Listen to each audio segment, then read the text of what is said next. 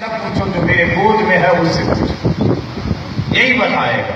تو قرآن گواہ ہے کہ وہ بولنے لگا، اس نے کہا انی عبداللہ، میں اللہ کا بندہ ہوں، میں اللہ کا نبی ہوں، میری بات پہ الزام نہ لگانا۔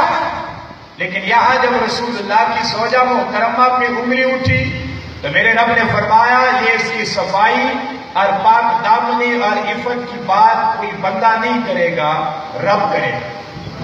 سبحان اللہ۔ اب مجھے ایک بات بتاؤ، اگر سیدہ عائشہ صدیقہ کے حوالے سے قرآن کی ایک ہی آیت نازل ہوتی کافی نہ ہوتی؟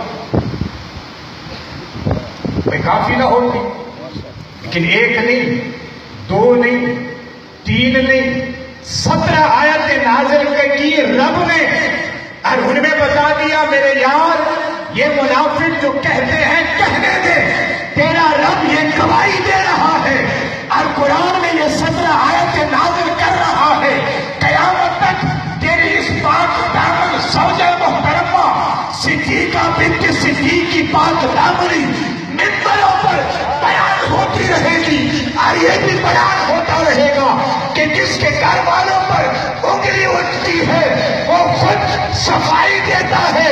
یہ کیس کی زوجہ ہے کہ جس نے انگلی اٹھی تو پاک دامنی کوئی انسان نہیں، رب قرآن میں ایک نہیں 17 آیتیں نازل کر کے دے رہا ہے۔ نعرہ تکبیر، نعرہ رسالت، نعرہ تحقیق، نعرہ حیدری، نعرہ غوثیہ، علماء اہل سنت۔ یہ سیدہ عائشہ صدیقہ، اب وہ کیسا منظر ہوگا جب مصطفیٰ کا سر سیدہ کے گود میں ہوگا نا سر، آپ تصور میں تو جائیں۔ اللہ اکبر، یہ گود ہے جس میں سر ہے، اور ایک وہ عرش ہے کہ جہاں سرکار آتے ہیں تو اللہ فرماتا ہے میرے یار نالین اتارنے کی ضرورت نہیں ہے، چلے آئے۔ وہ سرکار کے نالین کے تلووں کے بوسے کو بوسوں کے لیے ترستا ہے، اس کا سر میرے مصطفیٰ کے گود میں، مصطفیٰ کا سر اس کی گود میں۔ پیار بڑی باتیں ہو رہی ہیں۔ عائشہ صدیقہ کی نظر جو اٹھی نا آسمان کی طرف، تو کہنے لگی یا رسول اللہ جتنے آسمان پہ تارے ہیں اتنی کسی کی نیکیاں ہوں گی؟ تو سرکار نے فرمایا ہاں، اگر نہ جانتے، میں محبت کی بات صرف آپ کے لیے سمجھانے کے لیے کر رہا ہوں، اگر نہ جانتے تو سیدہ سوال ہی نہ کرتی۔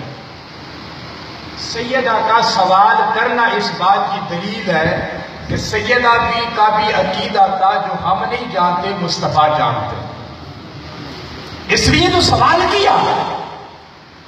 اور پھر میرے مصطفیٰ نے بھی یہ نہ کہا کہ میں مجھے کیا پتا کہ کس کی نیکیاں کتنی ہیں۔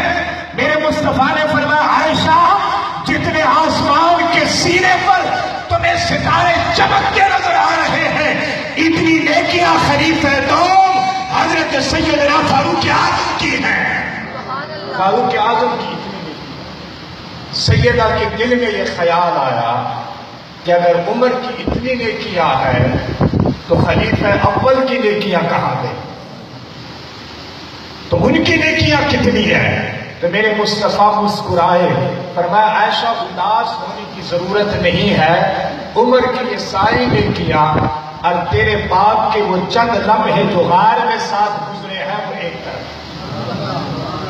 حضرت عمر بھی کہتے تھے، حضرت عمر نے کئی مرتبہ یہ سوال سیدنا صدیق اکبر سے کیا کہ میری زندگی کی ساری نیکیاں تو لے لے، وہ غار والی